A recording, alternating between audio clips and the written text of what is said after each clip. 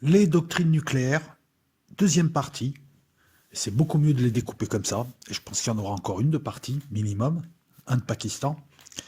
Et je rajouterai la Corée et l'Iran, qui sont au seuil. Et les pays au seuil, et les ex-pays, qui étaient là sans être là.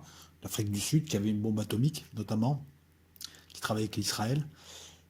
Mais aujourd'hui, je vais surtout vous parler de la doctrine anglaise et de la doctrine française, de doctrines intéressantes, et qui se ressemblent. Pour ce qui est de la doctrine anglaise, et je vais démarrer par elle, on va parler d'une doctrine nucléaire suffisante dans son insuffisance. Alors pour rappel, on parle de doctrine d'emploi de l'arme nucléaire. Ces doctrines d'emploi s'inscrivent dans des stratégies beaucoup plus globales de politique de la défense. Pour faire la guerre, il y a d'autres techniques, il y a les moyens conventionnels. Il y a la veille, le renseignement, la préparation, la défense, etc. Le militaire, mais il y a aussi le politique, il y a l'économique, il y a la géostratégie, à court terme, à long terme. Et oui, ça fait partie de la politique de défense. Et ça, il faut que vous en teniez compte parce que tout est en tout, tout est en tout et tout influence tout. Ensuite, il faut du blé. Et quand tu n'as pas de blé, ben, il faut des idées. Le Royaume-Uni, et lorsque je dis anglais, c'est Royaume-Uni. Hein. Je joue un peu, enfin je joue avec les mots. Non, justement, je ne joue pas avec les mots. Le Royaume-Uni est vassalisé aux USA. Et il fait partie des Five Eyes, des 5 yeux. Il fait partie des pierres angulaires du dispositif OTAN, même aujourd'hui, et surtout aujourd'hui d'ailleurs, puisqu'on est revenu à une configuration guerre froide. Il surveille le dispositif nord de l'OTAN, et c'est un chemin, c'est un point d'appui pour les USA. Royaume-Uni, Islande surveille les sorties de sous-marins russes, qui n'ont pas 50 chemins. Je vous ai parlé des SOSU, ces systèmes de capteurs. Ils surveillent tout ce qui est passage d'avion avec ses radars. Il y a tout un tas de trucs qui fait du Royaume-Uni une pièce importante. Et un rempart. Tu peux lancer des missiles, tu peux mettre des anti-missiles là-bas. Si tu as un missile russe qui passe par l'Antarctique ou pas loin, il peut intercepter avant que ça arrive au Canada ou aux USA. Je te fais pas de dessin, je te mettrai une carte, tu vas vite comprendre. En raison des moyens qu'a le Royaume-Uni après-guerre, c'est-à-dire très peu de moyens, l'Europe est dévastée, tous les pays sont à l'état de pays clochards. En raison des moyens, ou de l'absence de moyens, parce qu'il faut financer le nucléaire, ça coûte très très cher le nucléaire. L'entretien aussi coûte cher. Voilà pourquoi, on le verra avec la France, on abandonne certaines options pour privilégier d'autres options, on en fait moins mais plus puissant, etc., etc. Les Anglais vont développer un modèle nucléaire atypique à partir de 1957. Interdépendance, mais avec une partie indépendante. En 1947, la Grande-Bretagne veut profiter de la technologie américaine. Les Américains ne lui donnent pas comme ça de la technologie. Même vis-à-vis des Anglais, les Américains donnent au compte-gouttes certaines technologies et pas d'autres. C'est leur monnaie d'échange. Les Anglais ont pour monnaie d'échange notamment leur renseignement. Ce qui donnera l'affaire des 5 de Cambridge, que John le Carré décrira très bien à sa manière dans le livre La Taupe. Je vous invite à le lire, livre magnifique.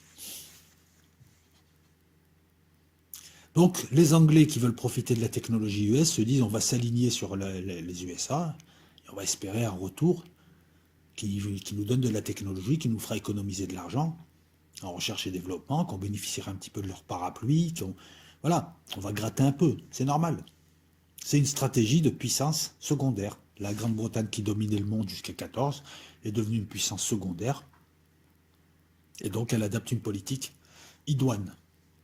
En 1949, la Grande-Bretagne voit arriver la bombe A russe, qui est trop vite arrivée, merci Fuchs, hein, comme quoi le renseignement peut changer la donne, hein, puisque c'est grâce au renseignement soviétique que les Russes obtiennent leur bombe là, au lieu de l'obtenir dans les années 60 comme la Chine. Ça change la donne, là, parce que l'Angleterre, elle est à côté. Les bombardiers russes, ils sont pas loin. On ne parle pas encore de missiles intercontinentaux, mais les bombardiers russes sont pas loin. La Grande-Bretagne va développer une nouvelle stratégie. On va passer de la stratégie de représailles contre les centres industriels russes qui n'ont pas la bombe, au cas où la Russie envahirait l'Europe. Donc les Anglais, leur objectif, sera de détruire les grands centres industriels, faire du stratégique. Et ça, c'était une grosse crainte de l'époque, hein. C'est-à-dire une invasion massive de l'Europe par la Russie, hein. Moi, j'ai entendu, quand j'étais militaire, on craignait encore ça, hein. Le rouleau compresseur russe. Donc, c'était une grosse crainte. On est passé de cette stratégie à une stratégie de ciblage anti-force. Voilà.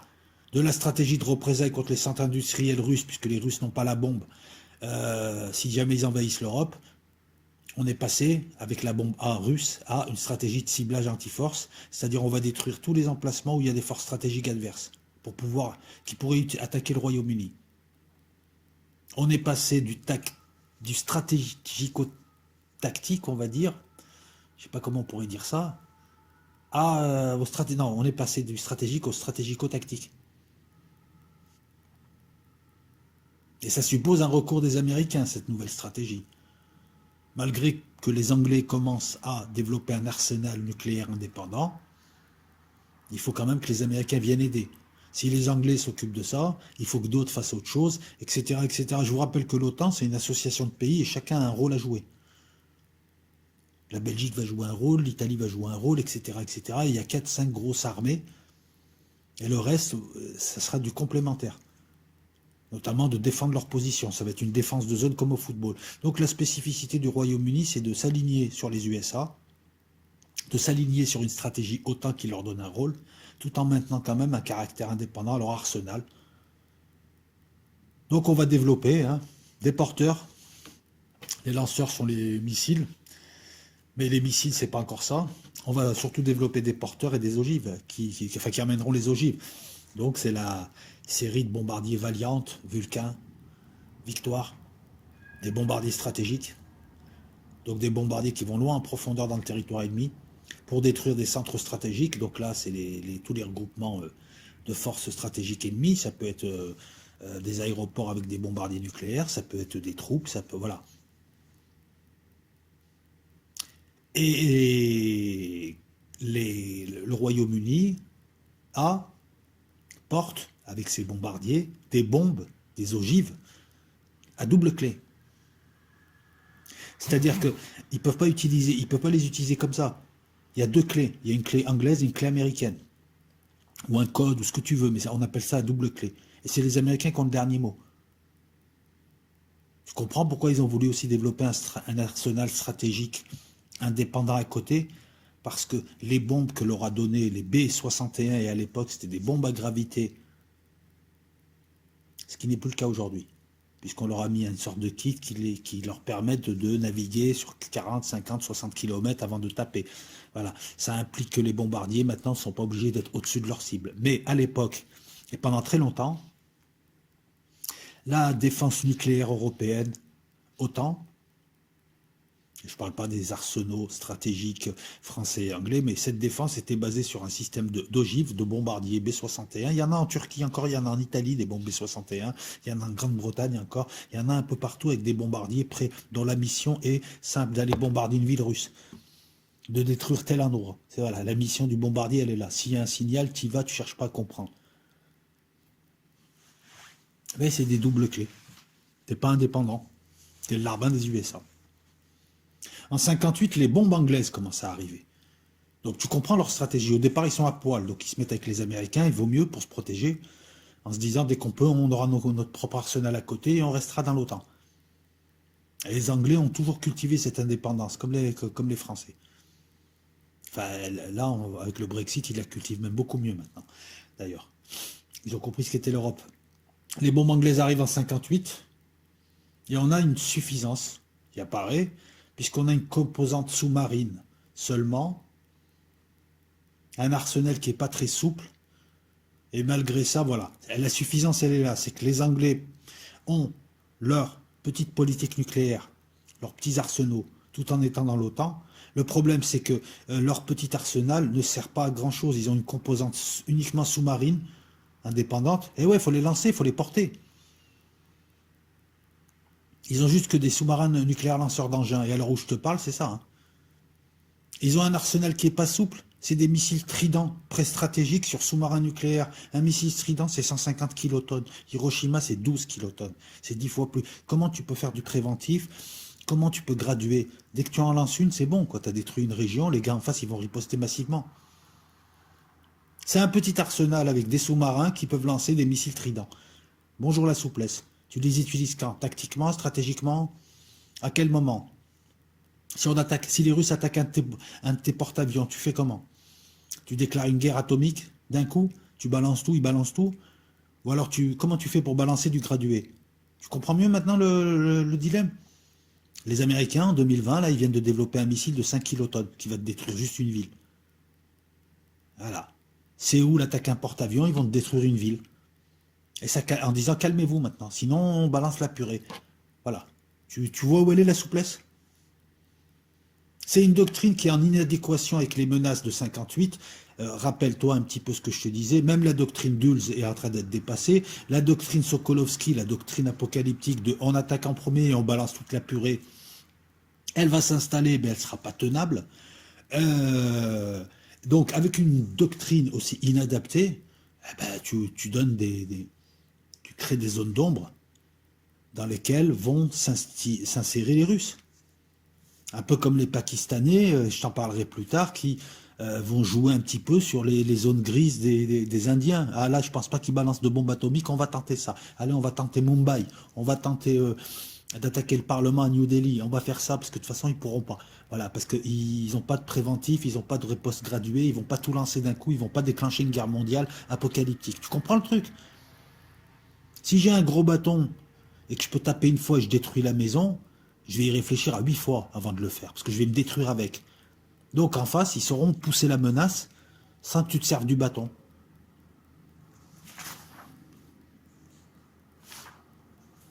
C'est une doctrine, à l'heure où je te parle, qui est basée sur un calcul économique, mais qui, au final, même si le choix est bon, se mettre avec d'autres pour se protéger des Russes, le choix il est bon, garder une certaine indépendance, le problème c'est qu'il n'y a que des sous-marins. Alors à l'heure où je te parle, ils ont des sous-marins nucléaires, ils en ont 4. Il me semble que c'est la classe Vanguard, je te le dis de tête, je te mettrai ça tout à l'heure, pour une deuxième frappe. Mais ils comptent sur les USA. Les ennemis anglais, bah, c'est les ennemis des USA. Voilà. Le problème, c'est que... Enfin, le problème, c'est que les Anglais, voilà, en fait, pour modérer un petit peu tout ça, pour modérer un peu la critique, à part la Russie, ils n'ont pas d'autres ennemis proches. Donc, quelque part, c'est... Voilà. Et puis, si les Russes interviennent, l'OTAN intervient. Mais voilà, donc suffisance dans l'insuffisance. Je vais te parler de la doctrine française, qui est intéressante. Tu vas me dire, ouais, elle est suffisante. Non, non, elle est suffisante. Mais pas dans le sens suffisant. Dans le sens ça suffit. C'est grâce à De Gaulle. Tu vois, encore une fois, je sais qu'on vit à une époque de gros tocards, de gros moutons, de blaireaux, de chefs d'État de merde. Si, on peut se lâcher, on est sur Patreon. On est dans une république bananière. On est dans une colonie. Avec De Gaulle, et c'est là où tu vas voir pourquoi De Gaulle est admiré par beaucoup. De Gaulle, encore une fois, c'est lui qui a développé le nucléaire, c'est lui qui a développé les grandes infrastructures, c'est lui qui a fait la France moderne, qui a su décoloniser au mieux, qui a su faire ce qu'il y avait de mieux à faire. De Gaulle s'est dit, si je veux faire le malin, si la France veut peser, c'est plus les territoires, d'ailleurs on les a plus. C'est plus des armées de 12 milliards de personnes, on n'a plus les moyens et ça marche plus. Même dans le tiers-monde. C'est de l'argent perdu, on perd des hommes, ça sert à rien. Et on s'aliène des gens. On va sortir de l'Afrique et des pays arabes par la porte, on va revenir par la fenêtre.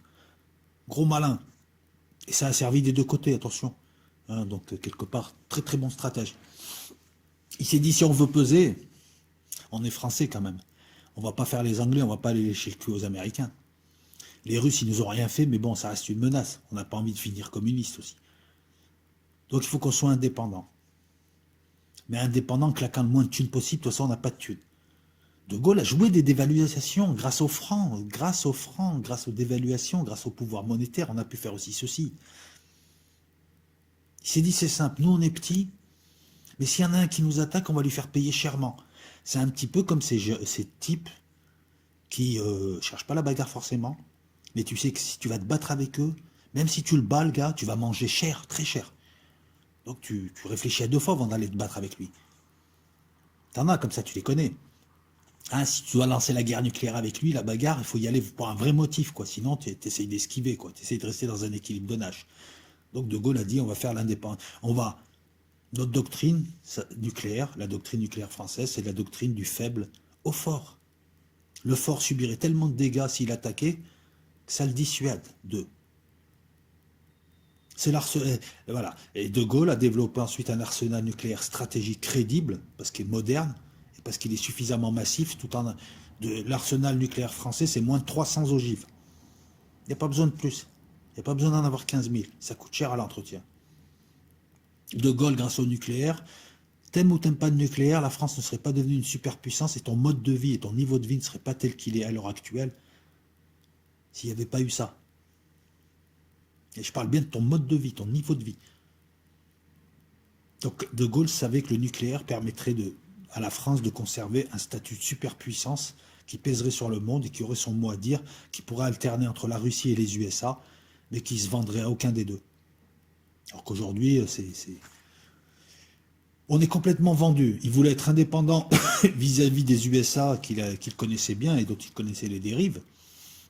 Et puis De Gaulle est l'héritier quand même de toute une clique de combattants français, de guerriers, de maréchaux, de dirigeants qui ont affronté les anglo-saxons, qui ont failli disparaître plusieurs fois, qui ont réussi à tenir. Donc il a quelque part le sens de l'histoire.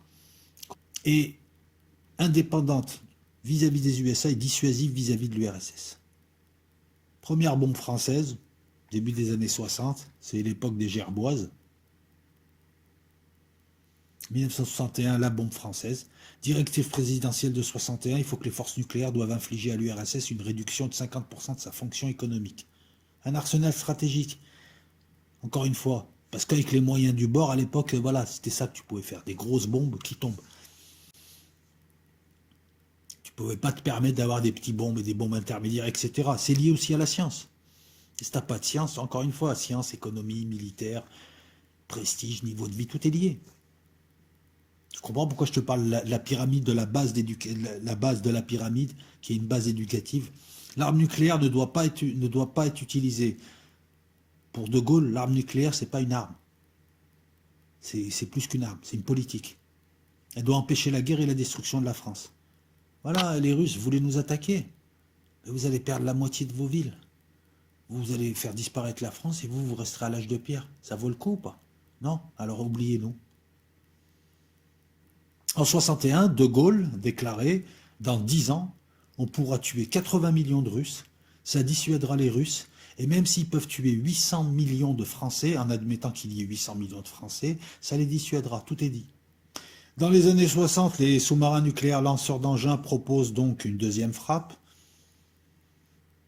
C'est ce concept de deuxième frappe qui poussera les Russes, les Américains à réviser leur doctrine de frappe préventive massive, puisque là, la doctrine Sokolovski, c'est je balance la purée, je détruis les USA, mais manque de bol, les USA, ils ont 15 sous-marins nucléaires lanceurs d'engins, et même morts, ça se fait automatiquement, leurs missiles partiront et nous détruiront.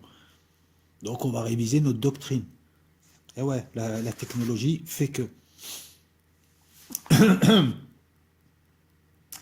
70, MAD, t'as vu l'autre fois, un MAD, Garkov ensuite, en 76, possibilité d'une guerre limitée en Europe, avec sanctuarisation des USA et de l'URSS. Hein, on se tape juste en Europe, dans le Harb. Valéry Giscard d'Estaing, président de la France, entre 74 et 81, qui disait que 40% des capacités économiques russes en deçà de l'Oural doivent être détruites par la dissuasion française, c'était l'objectif, et qu'il fallait désorganiser le pays. L'arme nucléaire était une arme politique avec un objectif stratégique. Dans les années 80, on visait 35% de la population et 45% de l'appareil de production russe. C'était ce qui est demandé, la part de la France. Sachant que l'OTAN aiderait aussi la France qui est restée. Quand on dit que la France est sortie de l'OTAN, non, elle est sortie du commandement intégré de l'OTAN. Elle reste là en accessoire. Donc elle avait une attitude à l'époque indépendante tout en étant à côté de l'OTAN. Et l'OTAN serait venu l'aider. C'était dans l'intérêt de l'OTAN. De Gaulle a permis des efforts stratégiques. Hein. En 64, c'est des bombardiers stratégiques. On avait 9 escadrons de 4 Mirage 4 avec la bombe. En 71, en 10 ans, on atteint la triade nucléaire avec mise en service d'un SNLE. Le Redoutable, il me semble le premier. Oui, il me semble que c'est le Redoutable. On a une approche maintenant stratégique et tactique, puisque avec les doctrines Ogarkov qui arrivent et avec les discussions, les analyses, les écoles de guerre qui te parlent de tout ça, on commence à dire qu'il se peut que la guerre ne se passe qu'en Europe. Donc il va falloir développer un arsenal tactique pour pas tout détruire. La différence, elle est dans la puissance et dans l'utilisation. La France s'équipe de silos, de missiles S2 qui deviendront des missiles S3, plateau d'Albion, silos de missiles qui partent. Boum, pas d'aboum, tire à voir, je te mettrai des trucs en... Je te mettrai un peu plus de documentation sur ces missiles sol-sol français en montage. La France s'équipe, elle a son premier SNLE en décembre 71, le Redoutable, et en 74, elle en a 4. Le Redoutable qui a commencé à être construit dans les années 60. Mais il est mis en service, après tous les tests, tous les trucs à faire dessus, il est mis en service en 71. En 74, la France a 4 SNLE. Elle a des missiles sol-sol et elle a 40 Mirage 4 pour porter. C'est une triade. Sol, mer et air. En 72, la France s'équipe d'armes tactiques et pré-stratégiques. C'est des frappes d'avertissement, les pré-stratégiques. L'arme tactique, c'est sur le théâtre d'opération. On balance des bombinettes nucléaires pour détruire tes forces. Il y a 1 million d'hommes qui arrivent, on balance des bombes nucléaires, quelques bombes nucléaires tactiques, ça détruit quelques villes, on amoindrit ses forces, première chose. Pré-stratégique, c'est on envoie du 150 ou du 200 kilotonnes, ça détruit une ville et tout autour de la ville, et c'est un avertissement avant le stratégique et le massif. On a des bombes AN-52 qui sont sur super étendard, portées par un porte-avions. On a les SNLE. On a des missiles Pluton en tactique. Donc les bombes AN-52 et les missiles Pluton sont le tactique. Les missiles Pluton sont en Allemagne.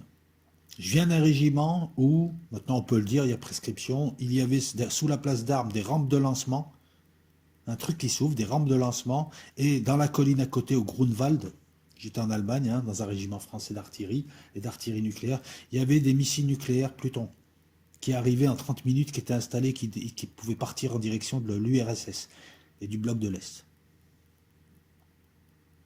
Au cas où les Russes envahiraient l'Europe et arriveraient. Voilà. On était en Allemagne, au cas où l'Allemagne fédérale était envahie, les Plutons partaient. Bon, ça embêtait un peu les Allemands, parce que les Allemands se voyaient être le centre de cette guerre. Hein. Ils en avaient peur. Ils se posaient des questions, ils demandaient, mais pourquoi vos Plutons, ils ont que 500 km et pas plus, pourquoi vous ne pouvez pas les envoyer plus loin, parce que là, ça va retomber en Allemagne. De Gaulle a développé le nucléaire, les centrales, l'indépendance énergétique française, la version civile du nucléaire, et la version militaire, en développant technologiquement les lanceurs, les vecteurs, les porteurs, triade nucléaire en 71, même s'il n'était pas au pouvoir, c'est grâce à lui. 72, les armes tactiques, je viens de t'en parler. Et ça lui permettait de contourner, contrairement aux Anglais, les fameuses bombes à double clé américaines. Il en avait jusque-là, jusque dans les années 60, il avait des bombes à double clé, mais il est français, il s'est dit, attends, je ne vais pas dépendre de ces gens. Je veux être indépendant. Et c'est tout à son honneur. Parce que dans les années 60, les Américains lui ont dit, voilà, on te pose ces bombes, mais tu fais notre politique. Tu n'as pas de missiles tactiques, on va te donner des missiles Honest John et des missiles Nike Hercule. Et quelques bombes tactiques, MK23, mais on se méfie de toi, on t'aime pas trop le Franchi, parce qu'on sait que hein, t'es pas de notre bande à toi, on a besoin de toi, mais on se méfie de toi. Hein, ça a toujours été comme ça. C'est pour ça que je dis dans les années 70, De Gaulle a permis à la recherche française de développer un petit peu son propre armement, ses propres vecteurs, ses propres lanceurs, parce que les Américains ne donnaient aucune technologie. Et c'est pas la première fois qu'on le voit. Ordre est donné de ne pas travailler avec les Français. Hein, donc les pro-américains en carton, sachez que voilà. En plus c'est bien, parce que ça montre que la France à l'époque leur faisait peur. Quand les Américains sont trop sympas avec toi, c'est qu'ils ne te craignent pas. Les Anglo-Saxons, quand ils sont sympas avec toi ou fair play, c'est qu'ils t'ont battu, ils ne te craignent pas. Quand ils commencent à être méchants avec toi, c'est que tu es un rival. Cette recherche d'indépendance, on la doit à De Gaulle. L'ennemi nucléaire était l'URSS, certes, mais De Gaulle savait que L'OTAN ne devait pas dominer, qu'il fallait avoir une stratégie équilibrée, cette fameuse stratégie politique qu'il a appelée la troisième voie, alterner entre les blocs et faire la propre politique de la France, qui est quand même un État qui doit rayonner dans le monde et qui doit attirer à lui aussi sa propre clientèle, dans le sens romain du terme. Dans les années 80, la France est la troisième force nucléaire du monde. Des SNLE avec des missiles, des M4. Maintenant, on a les M51. Des ASMP, missiles de croisière pour frappe pré-stratégique. Des missiles sur silo S3, des missiles tactiques Pluton d'une portée de 500 km. 26 500 personnes travaillent en 89. Tiens, c'est l'époque où j'étais militaire. En partie dans les forces stratégiques, en partie dans les forces tactiques françaises.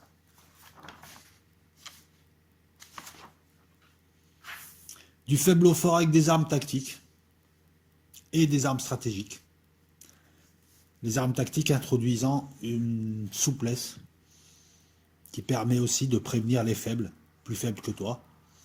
Tu leur balances une petite bombinette, ça les calme, au cas où. Dans les années 90, il y a de nouvelles menaces qui apparaissent avec des États qui montent, comme l'Iran, comme la Corée, comme le Pakistan, et qui en ont marre de l'hégémonie occidentale et du deux poids deux mesures, notamment à l'encontre d'Israël. Je vous rappelle que la bombe israélienne, c'est la bombe française. Hein. C'est la 4ème République qui leur a tout donné.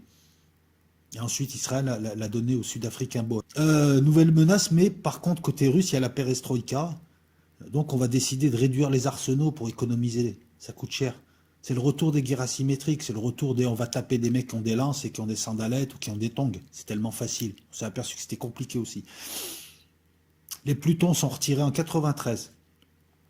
Un nouveau missile tactique est installé, le Hades, il ne restera pas très longtemps. Il y aura un régiment. En 97, on va retirer les missiles Hades parce que les Allemands font pression après 5 ans de service en disant attendez, ces missiles, ils vont regardez la portée de ces missiles, ils sont sur notre territoire, nous on n'en veut pas. Les Russes vont nous taper dessus parce que vous avez mis vos missiles, et vos missiles, s'ils tapent sur les Russes, ça sera en territoire allemand. Ils n'ont pas tort. Il n'y a plus de nucléaire terrestre tactique. Avec le retrait des Plutons, le retrait des Hades, il n'y a plus de nucléaire terrestre tactique français. Entre 92 et 95, on a un moratoire d'essai sur les essais nucléaires, concédé par Mitterrand. Le retour aux essais nucléaires, tous les gros cons qui critiquaient Chirac, ils n'ont pas compris que ça a permis le développement d'un simulateur qui permet aujourd'hui de sortir des têtes nucléaires beaucoup plus sûres, beaucoup plus fiables, sans claquer de rond et sans faire d'essais. Hein, les gros cons qui n'ont pas compris ça à l'époque, hein, mais bon, c'est pas étonnant. En 96, il y a le retrait du missile S3 du plateau d'Albion, ça coûte la peau du cul. Il n'y a plus de composantes nucléaires terrestres. En 93, c'était le tactique terrestre, maintenant c'est le stratégique terrestre, hein, le S3 étant du stratégique. Entre 97 et 2010, de 6, on passe à 4 sous-marins nucléaires lanceurs d'engins. Mais, il y en a 4, et il y en a toujours 2 en opération, 1 en maintenance et 1 prêt. Mais on les équipe de M51. Il y a moins de sous-marins, mais les ogives sont plus puissantes et il y en a beaucoup plus sur chaque missile, sachant qu'un missile, tu as le transporteur, le sous-marin, le lanceur, le missile, non, le vecteur, le missile, le lanceur, le sous-marin, pardon. Et un missile peut porter plusieurs ogives. C'est la technique du mirvage, je t'en ai parlé. Ça permet l'élaboration des TNA, TNO, c'est les têtes nucléaires. Entre 2008 et 2011, on a des ASMPA pré-stratégiques qui sont installés sur les avions, d'abord des Mirages, ensuite des Rafales. La France n'a plus de tactique, elle n'a plus l'option du dessous. Elle n'a plus que du pré-stratégique ou du stratégique. Et elle n'a plus que 2 composantes, la composante aérienne, et à l'heure d'aujourd'hui c'est ça, ou la composante sous-marine. Une composante aérienne, des avions qui partent de 2 bases en France, ou des avions qui peuvent partir du porte-avions, on oublie, Rafale marine. Et la composante sous-marine, deuxième frappe, beaucoup plus puissante, même s'il y a moins de sous-marins nucléaires. Le budget nucléaire français passe de 31%, 31,5% en 90 à 22% en 95. Ça allège le budget. Du faible au fort devient du fort au fourbe. Mais comment avertir? Le fourbe étant simplement, dans les années 90, et à l'heure où je te parle, on a vu apparaître des États qui menacent d'utiliser leur chimique, qui menacent d'utiliser leur radiologique, qui menacent d'utiliser des bombes sales. On leur a dit, bah, écoutez, c'est l'équivalent du nucléaire pour nous, tu utilises ton chimique, tu balances ça une ville française, je te balance une bombe atomique. Du fort au fourbe. Ou alors du faible au fort. S'il y a plus fort que soi qui arrive, il n'y en a pas 40 des plus forts que soi. Il y a la Chine, il y a l'URSS et il y a les USA. Voilà. Sarkozy va maintenir en 2008 cette doctrine du faible au fort, et il va annoncer ne pas vouloir de frappe préventive, ce qui est une stupidité. Il ne faut rien annoncer du tout et rester très flou. Comme ça, les autres ne savent pas trop où aller. L'arsenal est réduit, il a moins de 300 têtes. Alors qu'en 2006, Chirac, lui, avait acté une évolution, puisqu'il avait dit que les États terroristes pouvaient subir l'utilisation de l'arme nucléaire, que les armes de destruction massive contre la France pouvaient donner lieu à une réplique nucléaire. Tu vois, il a utilisé conditionnel, il a dit tout dépend de ce que tu me fais ou tu me le fais quand tu me le fais. On parle un peu d'armement, parce que l'arme nucléaire, là, devient véritablement, à partir de Chirac, une arme. C'est plus une arme politique, c'est une arme nucléaire. Et donc Sarkozy en 2008 a maintenu la doctrine chiracienne, hein, du faible au fort, ok, et du fort au four. Et sur ce coup-là, je trouve qu'ils ont raison. En réduisant l'arsenal à moins de 300 têtes, c'est largement suffisant. La Chine a moins de 300 têtes. Et ça lui suffit. Certes, il n'y a plus de tactique, mais la politique française a changé. Elle n'a pas d'ennemis auprès. En tout cas, pas d'ennemis qui supposerait de maintenir un petit peu ce tactique. Hein, elle va se prendre la tête avec la Turquie, elle n'a pas besoin de tactique. Elle va se prendre la tête avec Barkhane, elle n'a pas besoin de tactique. Elle a déjà tout ce qu'il lui faut en conventionnel. Je vous rappelle aussi qu'il y a le développement de toutes les bombes conventionnelles, de l'arsenal conventionnel, et on peut aussi utiliser le nucléaire, et la France est l'un des pays qui l'annonce, on peut l'utiliser aussi comme EMP. Tu fais péter une bombe nucléaire à 1 km au-dessus des villes, il n'y a plus d'installation électrique, rien qui marche. Je te dis 1 km au-dessus des villes. C'est pas pareil que Hiroshima. Quoique Hiroshima, elle a pété à 400 mètres. On parle d'armement, ben alors où je te parle, tu as le M50.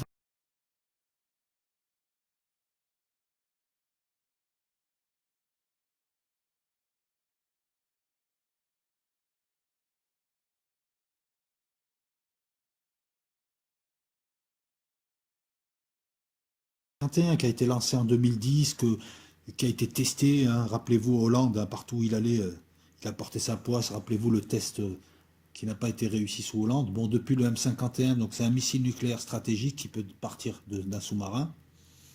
Je pense qu'on peut le lancer d'ailleurs, moi, mais ça se dit pas. Qui fait du 300, il me semble, kilotonnes, ou quelque chose comme ça. Enfin bon, le truc qui détruit la ville et sa région. Tu as les ASMP, des missiles pour des frappes précises destinées à éviter les civils, souples d'emploi. On peut par exemple taper telle ou telle région où il y a moins de civils, éviter une ville et taper telle concentration. Donc le M51, le ASMP français sont là. On peut les utiliser avec une certaine précision. Chirac annonce que toute utilisation d'ADN pourrait donner lieu donc à une riposte nucléaire. Il ne définit pas quels sont les intérêts vitaux français qui engageraient l'arme nucléaire, et il a raison, il faut rester ambigu. Est-ce que l'Europe en fait partie? Est-ce qu'une attaque de porte-avions en fait partie? Est-ce que si la Turquie attaque un porte-avions français, il y a une réplique nucléaire ou pas? Personne ne sait. 2015, l'ancien chef d'état-major, lors d'une audition au Sénat, a dit que la France pouvait frapper des villes, des centres névralgiques, des cibles militaires en préservant un maximum de civils, mais qu'elle pouvait aussi utiliser les impulsions électromagnétiques en ultime avertissement, c'est-à-dire frapper en très haute atmosphère avec une arme nucléaire pour détruire l'électromagnétisme de la cible avant une frappe massive. On t'avertit. T'as plus d'électricité, t'as plus rien. Une bombe vient de péter au-dessus. À 10 000 mètres ou 15 000 mètres d'altitude, une bombe vient de péter. Tu sais que la prochaine fois, c'est tout ton pays qui prend.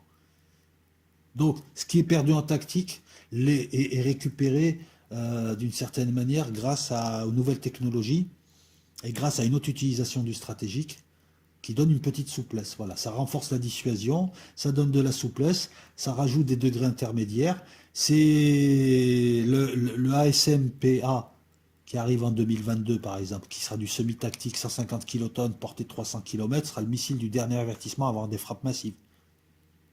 Pour l'instant, on a l'ASMP, 90 missiles, 60 ogives TN6, Bref, des ogives modernes, c'est pas la peine de retenir les caractéristiques. 150 kilotonnes, la SMP, qui est devenue la SMPA en 2010, avec des ogives cette fois à 300 kilotonnes, et un porté par Mirage 2000N et puis ensuite par Rafale. Et ensuite, en 2022, on aura la SMPA-R, missile de, voilà. Je pense qu'il y a eu des améliorations technologiques, électroniques et autres, qui amèneront ce missile dit semi-tactique. C'est pour dans 2 ans. La force aérienne a deux bases. Il y a une force d'action navale nucléaire sur le Charles de Gaulle. Il y a les forces stratégiques, force océanique nucléaire aussi, tir à voir. Là, il y a la force aérienne stratégique en 2010, des Rafales, de la SMPA qui peut tirer jusqu'à 500 km, des ogives TN81 ou TN à 300 kilotonnes, je viens de te le dire, voilà. À côté de ça, pour l'horizon 2035, on bosse sur un ASN-4G, qui est furtif hypersonique, qui sera nucléaire. Ce sera un missile beaucoup plus élaboré que la SMPAR. Les CNLE, avec le M51, il y a 48 missiles par sous-marin. Il y a 3 sous-marins opérationnels constamment, donc un en maintenance. Voilà, la doctrine nucléaire française et comment elle a évolué, d'une manière intelligente, d'une manière économique, d'une manière proportionnée, d'une manière adaptée. J'ai pas de critique à faire dessus, personnellement. Que ce soit De Gaulle, Giscard, Mitterrand, qui étaient des vrais présidents, qui n'étaient pas là pour détruire le pays, qui avaient pris conscience d'eux, qui savaient où s'arrêter, où négocier. Le livre blanc sur la défense et la sécurité nationale de juillet 2013 analyse les menaces sur 15 ans à venir. Ça sert à ça aussi, les généraux, les écoles de guerre, les stratégies, les revues stratégiques, les séminaires, les gambergeurs. Ça sert à établir des trucs qui établiront d'autres trucs, qui donneront des scénarios, qui donneront des politiques appliquées et des géostratégies. Bon, aucun risque d'invasion à venir. Voilà ce que dit le livre blanc sur la défense en 2013. Il n'y a aucun risque d'invasion à venir. Les risques sont asymétriques. Mais il y a des pays qui arrivent. Il y a une prolifération de missiles balistiques et de missiles de croisière. Ce n'est plus comme dans les années 80 où tu n'avais quasiment pas de pays qui en avaient. Là maintenant, voilà, l'Iran, beaucoup de pays, hein, l'Algérie a des missiles de croisière, n'importe qui peut en acheter et développer sa technologie et les débrider. Parce que même si un accord les oblige les signataires de l'accord à vendre des missiles de croisière qui ne peuvent pas dépasser 300 km ou 500 km de portée, avec quelques ingénieurs et de la bidouille, tu les débrides. Et ton missile de croisière, il va à 2000 km. Ça devient un calibre. De plus en plus d'ADM, d'armes de destruction massive, notamment en matière chimique, en matière radiologique, en matière bactériologique. Une hausse des arsenaux nucléaires, l'arrivée de l'hypersonique bientôt. À l'époque aussi, déjà, on l'attendait. Donc, il y a tout un tas de nouvelles menaces qui arrivent et il faut s'adapter. La dissuasion française doit s'inscrire dans une politique de sécurité nationale plus globale. Elle est l'un des 5 piliers stratégiques. C'est pas moi qui le dis, c'est le livre blanc sur la défense. Elle est la garantie ultime contre une agression par n'importe qui des intérêts vitaux, quelle que soit la forme. Ça, c'est moi qui te le dis. La doctrine nucléaire française vise les agressions, sans préciser quel type d'agression, ni quel type de parti, ni quel type d'intérêts vitaux, ni quel type de forme pourrait prendre l'agression ou pourrait prendre la riposte. Tout ce qu'on sait, c'est qu'à un moment donné, on avertit, on tape ensuite. On tape en avertissant, un petit coup, et après un demi-coup, et après le grand coup. L'arsenal reste maintenu à 50% de son niveau d'il y a 10 ans. En 2017, l'arsenal nucléaire français est à 50% de ce qu'il était en 2007. Mais ça suffit. Il n'y a plus cette menace russe. La seule chose que je puisse dire, c'est que ça manque peut-être de souplesse tactique, mais il n'y a pas grand-chose à dire. Voilà, 2 doctrines nucléaires, la française, l'anglaise, l'une étant bien, l'autre étant adaptée. De toute manière, je parle des Anglais, elle est adaptée à leur politique, à leur situation, à leur lien historique avec les USA. Hein, ils sont quasiment cousins, c'est comme si la France et la Belgique se mettaient ensemble. On va le dire comme ça. Hein. Culturellement. Donc la politique anglaise, elle est là, petit arsenal, avec uniquement des sous-marins, petit arsenal indépendant, et une composante aérienne pour porter les bombes américaines, dans le cadre d'une politique plus globale, celle de l'OTAN. La France, une politique indépendante, elle peut utiliser son arsenal. Et il y a quelque chose qu'il faut savoir, c'est qu'il est impératif, pour pouvoir renaître de ses cendres, Il est impératif que la France garde son arsenal nucléaire et que son arsenal nucléaire ne sert pas à protéger l'Europe. En second lieu, il ne faut jamais abandonner le siège à l'ONU. Ouais, je sais, c'est injuste, on n'est pas nombreux et on représente 20% du monde au Conseil de sécurité. Ouais, mais c'est la vie, c'est comme ça. Voilà, c'est la vie. Voilà. Quand les autres abandonneront leur siège, on verra. C'est les deux choses qui sont, à mon sens, le plus important et qui maintiennent à garder une certaine indépendance. Parce que les corneaux passent, les salauds passent, les voleurs passent, les merdes, les hommes politiques de merde passent. Mais ça demeure. Et pour reconstruire, on peut reconstruire avec de vrais hommes, mais on ne pourra jamais récupérer un siège nucléaire. Un siège à l'ONU et la puissance nucléaire telle qu'on l'avait avant. On ne pourra jamais revenir en arrière. Voilà. Faire attention à ça. La prochaine fois, je vais te parler de l'Inde, du Pakistan, Israël, Corée, tout ça. On finira le cycle philo et on finira le cycle nucléaire et j'essaierai de faire de la géopolitique encore et peut-être même, si ça vous intéresse, parler de chars de combat ou de navires, si ça vous plaît, la composante militaire. N'hésitez pas encore à me suggérer des trucs. Hein. Vous avez vu, de temps en temps, je reprends comme la philo. Là, j'ai eu le temps, j'ai pu placer la philo, je suis content, j'ai pu placer l'Éthiopie. L'enregistrement et on va attaquer le montage de cette vidéo. A plus.